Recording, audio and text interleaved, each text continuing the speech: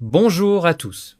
Dans cette vidéo, nous allons explorer les distinctions entre les sous-réseaux et les VLAN. Ces deux éléments ont pour but de segmenter un réseau pour optimiser les performances, renforcer la sécurité et faciliter la gestion. Leurs méthodes de segmentation diffèrent cependant. Les sous-réseaux opèrent un isolement physique, tandis que les VLAN opèrent une segmentation virtuelle.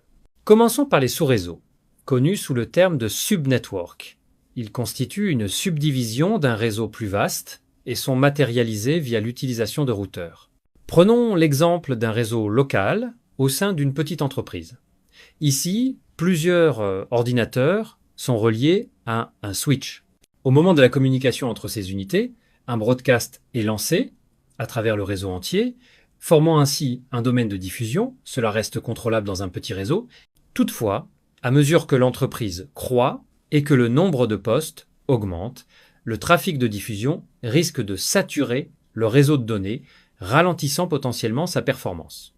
La solution réside dans le subnetting ou la création de sous-réseaux, qui partitionnent et réorganisent physiquement le réseau en entités plus petites pour prévenir l'excès de trafic. Avec les routeurs comme outil de séparation, les broadcasts sont contenus dans leurs sous-réseaux respectifs, empêchant toute collision avec d'autres sous-réseaux. Ainsi, chaque sous-réseau dispose d'un domaine de diffusion qui lui est propre, optimisant la performance globale du réseau. La sécurité constitue une autre motivation pour la division d'un réseau. Imaginons une entreprise avec plusieurs départements, tels que vente, informatique et services. Chaque département pourrait héberger des serveurs avec des informations sensibles, inaccessibles pour les autres départements. Si ces postes coexistaient dans un réseau unique, l'ensemble des appareils et serveurs serait visible par tous les employés. Il incombe donc à l'administrateur réseau de créer une isolation des flux pour que les départements ne puissent pas accéder aux informations des autres. En créant 3 sous-réseaux via des routeurs, chaque département bénéficie de son réseau propre, où son trafic reste confiné et ses appareils sont invisibles pour les autres départements. Enfin, comme mentionné, un VLAN apporte une solution similaire en isolant virtuellement les flux au sein du même cadre. Un réseau local virtuel, VLAN, permet de segmenter un réseau tout en offrant une isolation efficace des données de manière virtuelle. Les VLAN sont configurés sur des commutateurs compatibles. Les ports de ces commutateurs peuvent être paramétrés pour séparer le trafic réseau sans nécessiter l'emploi de routeurs. Prenons l'exemple d'une entreprise composée de 3 départements.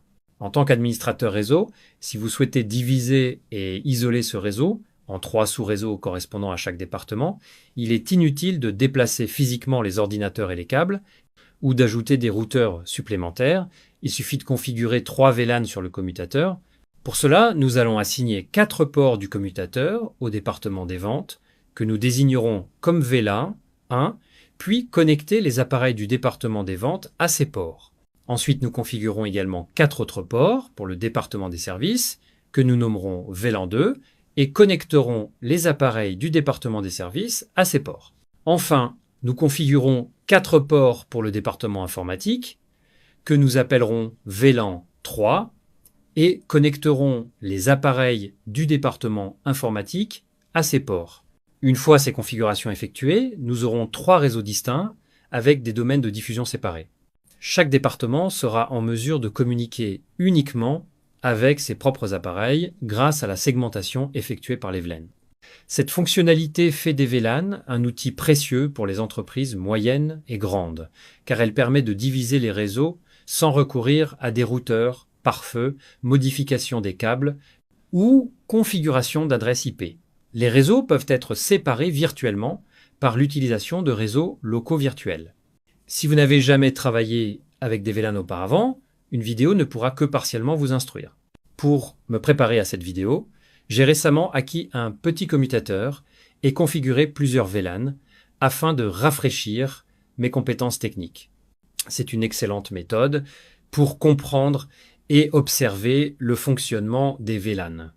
Je tiens à remercier tous ceux qui ont regardé cette vidéo. Merci de vous abonner et à bientôt dans la prochaine vidéo.